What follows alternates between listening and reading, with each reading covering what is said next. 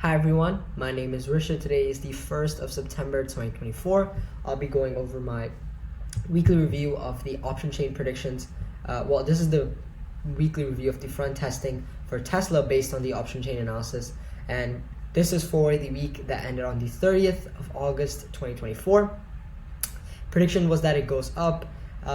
Tesla opened at 218.75 and closed at 214.11, which was a 4.64 point drop or a 2.12% loss for us. Our cumulative P&L for Tesla is down to minus 13.32% compared to Tesla, who had a weekly change of minus 2.82%, and its cumulative P&L as of now is minus 6.72%. And our alpha went up slightly to minus 6.6%. That's all for this video. Thank you for watching. Enjoy, and I will see you in the next video.